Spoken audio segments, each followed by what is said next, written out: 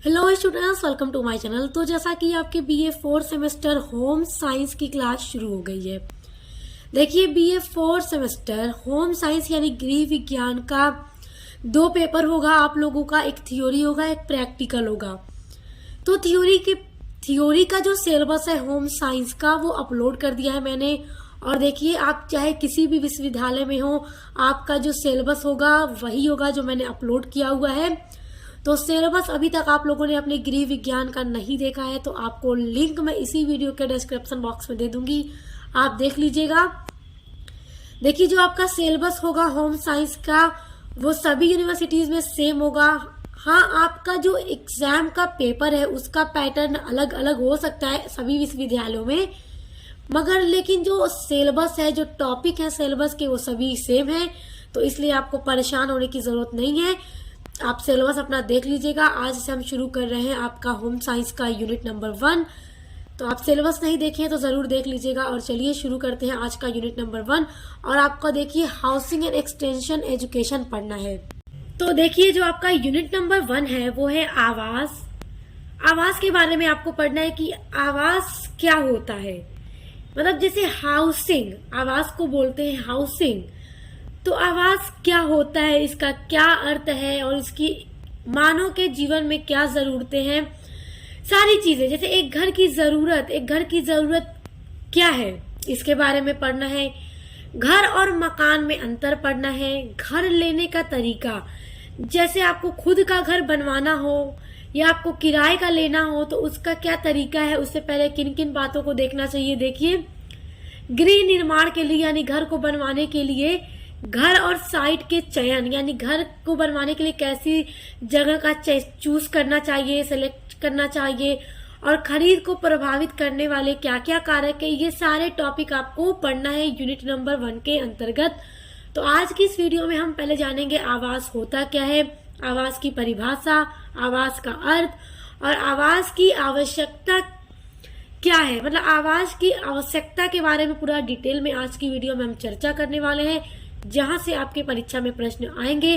चाहे आपका subjective paper आता हो यानी आपकी लिखित परीक्षा होती हो, या फिर आपके ऑब्जेक्टिव टाइप पेपर आते हो एग्जाम में, तो आपको ये पूरा वीडियो देखना अनिवार्य है। क्योंकि देखिए, लेक्चर जो होगा वो आपके लिए इम्पोर्टेंट होगा, क्योंकि मैंने आपसे कहा है कि आपके पेपर का पैटर्न अलग हो सकता है मगर आपके जो सिलेबस के टॉपिक है वो अलग नहीं हो सकते। तो क्वेश्चन तो आपका यहीं से आएगा। तो चलिए बिना देर किए हुए अब पढ़ना शुरू करते हैं।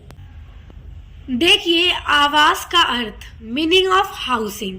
देखिए, ये जो नोट्स मैंने बनाया है बहुत सिंपल सी भाषा में मैंने आपके लिए नोट्स तैयार किया है, ताकि आपको इसमें कुछ भी रटना ना पड़े। आप एक बार पढ़ के इसको आसानी से समझ जाएंगे।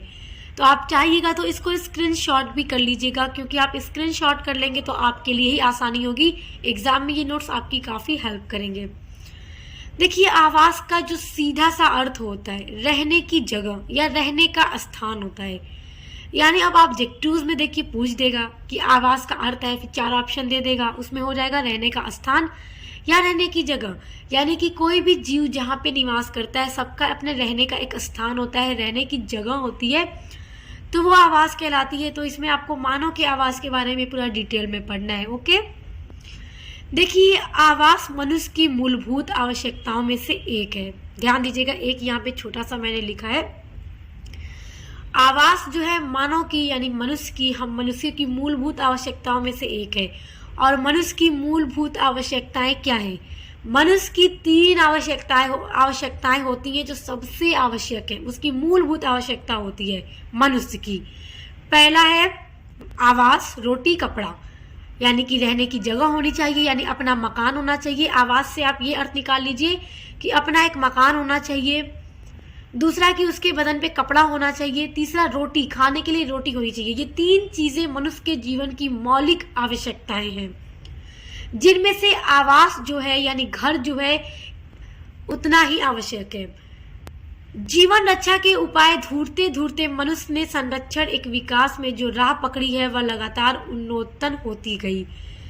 कहने का ये मतलब है, कहने का तात्पर्य ये है कि जीवन रक्षा, अब जैसे आप देखिए प्राचीन समय में जो मनुष्य थे उनके पास रहने के लिए पक्का मकान नहीं था।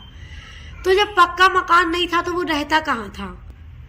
वह इधर उधर आया करता था, घुमक्कड़ी जीवन जिया करता था, और जहाँ उसे खाने पीने की थोड़ी वस्तुएं मिलती तो वो वहाँ पे ही रहता था, इधर उधर रहता था, पेड़ों की खो में रहता था, जंगल की गुफाओं में रहा करता था। तो इस तरह वो अपना जीवन व्यतीत करता था। तो ऐसे जीवन को व्यतीत करने में मनुष्य सुरक्षित नहीं था। तो मनुष्य सुरक्षित नहीं था, उसे एक आवास की आवश्यकता थी। उसका आवास क्या था? उस समय पेड़ की खो थी और जंगली में गुफाएं थी। तो अब जंगल में रहने से उसे काफी जंगली जानवरों से भी खतरा हुआ करता था। तो उनसे बचाव के लिए भी उन्हें अपना कुछ न कुछ जुगाड़ करना पड़ता था। तो मनुष्य को क्या आवश्यकता थी? एक पक्के, एक अस्थाई आवास की, जहाँ पे वो निवास कर सके, जहाँ पे वो सुकून से सुरक्षित होकर रह सके। तो इसीलिए कहा जा रहा है कि अपने जीवन की रक्षा के उपाय को ढूंढते ढूंढते जो मनुष्य था, अपने संरक्षण के विकास में जो राह पकड़ी है, वह लगातार उन्नति करती गई है।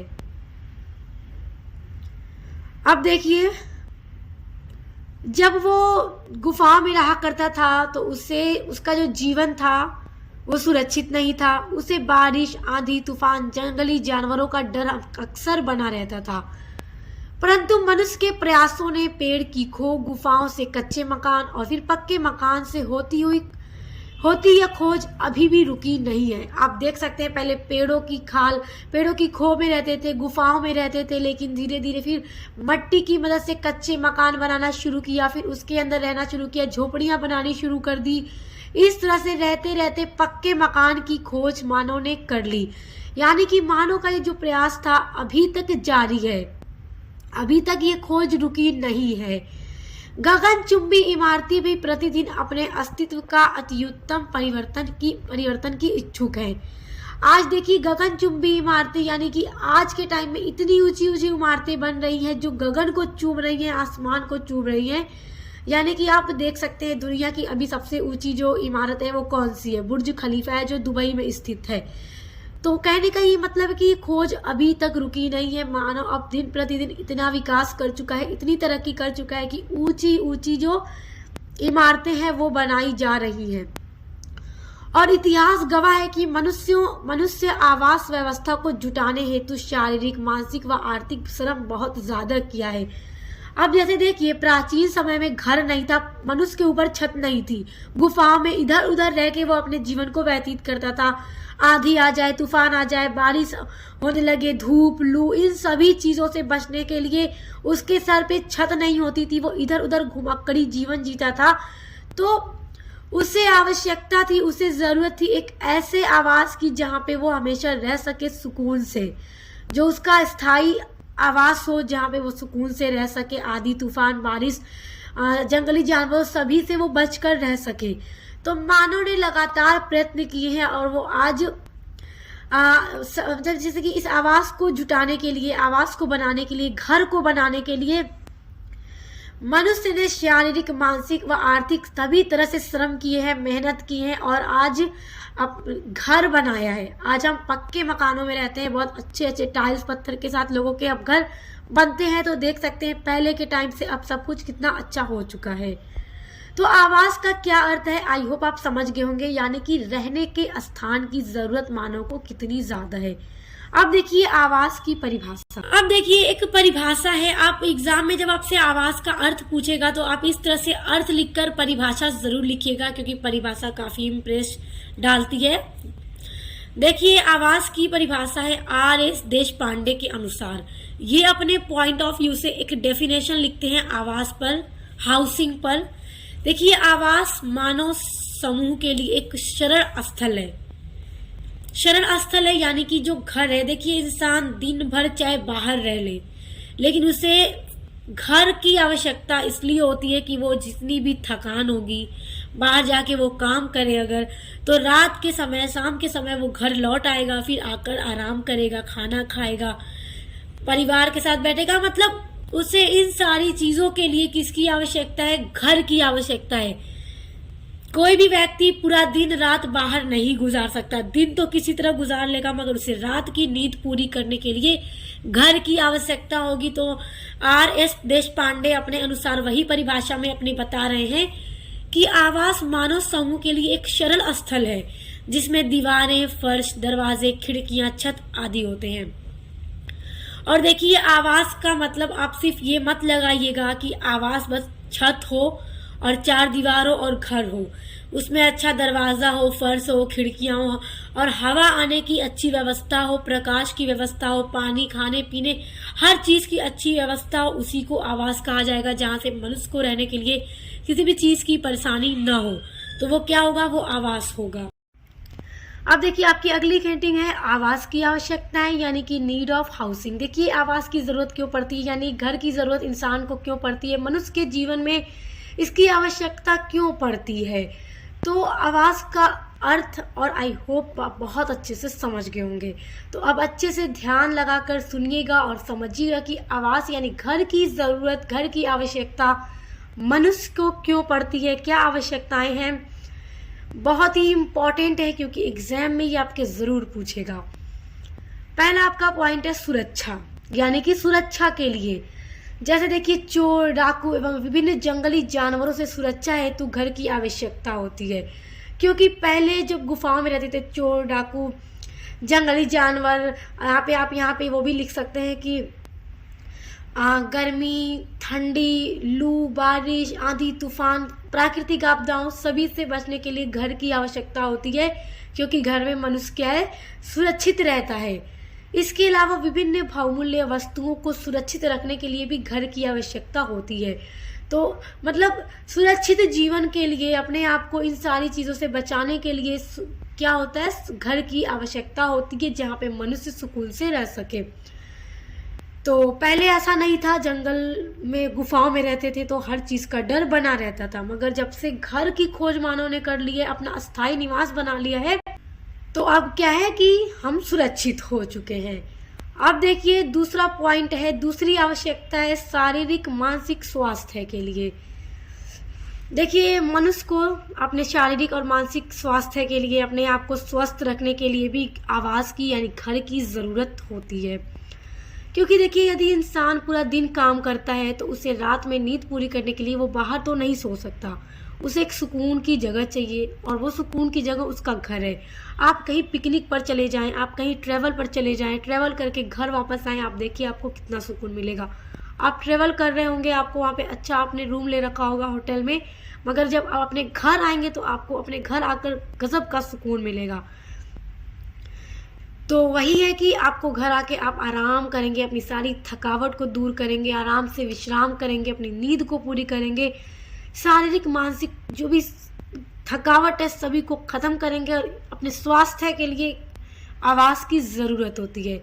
देखिए शांतिपूर्वक मानसिक और शारीरिक स्वास्थ्य प्रद जीवन व्यतीत करने के लिए घर की आवश्यकता होती है। क्योंकि कोई भी मनुष्य पूरा दिन तो बाहर काम करके अब उसे विश्राम करने और खुद की थकावट को दूर करने के लिए घर की आवश्यकता होती है, क्योंकि वो पूरा दिन तो बाहर रह लेगा मगर रात बाहर रह के नहीं गुजार सकता। और जहाँ व्यक्ति जाकर आराम करता है, भोजन करता है, सुकून की नींद लेता है और सारी थकावट को दूर करता है, यानी कि अपने आप को स्वस्थ रखने के लिए भी मनुष्य के जीवन में घर की आवश्यकता होती है। देखिए अब तीसरी आवश्यकता है स्थायित्व, मोस्ट इम्पॉर्टेंट ये आवश्यकता है। देखिए स्थायित्व का मतलब कि एकदम अस्थाई जगह बन जाना। क्योंकि देखिए मानव स्वभाव से ही स्थायित्व की कामना करता रहा है, जिसके कारण मानव घर बनाने के लिए प्रेरित हुआ। यानी कि पहले घुमक्कड़ जीवन था, तो घुमक्कड़ जीवन से छुटकारा पाने के लिए मानव ने क्या किया कि घर बनाने के लिए प्रेरित हुआ कि उसका एक अपना अस्थाई आवास हो, जहाँ पे वो निवास करे, जहाँ पे वो सुकून से रह सके, सारी चीजों से सुरक्षित रह सके और वहां पे अपनी सारी जरूरत की चीजों को रख के अपने घर में अपने जीवन को अच्छे से व्यतीत कर सके। अब आप बताइए, घुमक्कड़ जीवन में आप अपने घुमक्कड़ आपका जीवन है, इधर उधर रहें अगर, तो आप अपने घर में फ्रिज, एसी, बेड, अलमारी, फर्नीचर सब कुछ नहीं रख सकते, क्योंकि जब आपके पास अपना अस्थाई आवास ही नहीं होगा तो आप ये सब रखोगे कहाँ। तो प्राचीन समय में गुफा होती थी, इधर उधर घुमक्कड़ जीवन जिया करते थे। तो इसलिए मानव जो है स्वभाव से ही, शुरुआत से ही क्या था, स्थायित्व की कामना करता रहा है कि उसे एक अस्थाई जगह मिल जाए जहाँ पे वो सुकून से रह सके। जिसके लिए मानव ने क्या किया, घर बनाने के लिए प्रेरित हुआ। ताकि अस्थायी जीवन जिया जा सके। और जब मानव घर बनाने के लिए प्रेरित हुआ तो उसे घुमक्कड़ जीवन से भी छुटकारा मिल गया, क्योंकि जो घुमक्कड़ जीवन वो अभी तक जी रहा था, इधर उधर भटक रहा था खाना बदोशों की तरह, तो अब उसे एक अस्थायी निवास मिल चुका है, अस्थायी आवास मिल चुका है, जहाँ पे वो निवास करेगा, सुकून से रहेगा और अपने जीवन को अच्छे से गुजारेगा और उसको संतुष्टि भी मिली। इस प्रकार घर जो है मनुष्य को अस्थायित्व प्रदान करता है, यानी कि अपना अस्थायी घर है। हम सभी का अपना अस्थायी घर होता है, अस्थायी आवास होता है, जहाँ पे हम सुकून से हम कहीं पर भी घूम फिर कर आ जाएं। जब हम अपने घर हम आते हैं तो हमें बहुत सुकून मिलता है। अगला देखिए, अगली आवास की आवश्यकता की आपकी हेडिंग है वातावरण प्रदान करना। अब देखिए कैसा वातावरण प्रदान करना, ध्यान से समझने की प्रयास कीजिएगा। आप समझे रहेंगे तो आपके लिए आसानी होगी, क्योंकि सारी चीजें बहुत सिंपल हैं। आप रटेंगे तो रटने वाली चीजें नहीं है, सब समझने के ऊपर है। समझ में आ गया तो बहुत आसान है। देखिए आवास में व्यक्ति को पारस्परिक संबंध, सहानुभूति, प्रेम, सहयोग आदि सामाजिक गुणों के विकास के लिए वातावरण तैयार करता है। देखिए परिवार में लोग रहते हैं, आपस में एक दूसरे के प्रति सहानुभूति होती है, प्रेम होता है, एक दूसरे के सहयोग की भावना होती है। ये सारे जो सामाजिक गुण है जो एक व्यक्ति में होना चाहिए, तो परिवार के साथ रहकर उसमें इन सभी गुणों का विकास होता है। देखिए अगर एक फैमिली है अलग अलग रह रही है, जैसे बहुत सारे लोग फॉरेन जाकर काम करते हैं, तो क्या होता है कि अपने परिवार के प्रति प्रेम नहीं होता, उतनी सहानुभूति नहीं हो पाती। और जब वही फैमिली साथ रहती है तो एक दूसरे के साथ मिलकर रहते हैं और इन सारे सामाजिक गुणों का उनमें विकास होता है, उनके लिए एक वातावरण तैयार करता है। और देखिए मनुष्य के विकास के लिए ये अनिवार्य तत्व है, क्योंकि मनुष्य का विकास जब होगा उसमें इन सारी चीजें होनी चाहिए। एक फैमिली के साथ रहकर ही इन सारी चीजों का वातावरण तैयार होता है।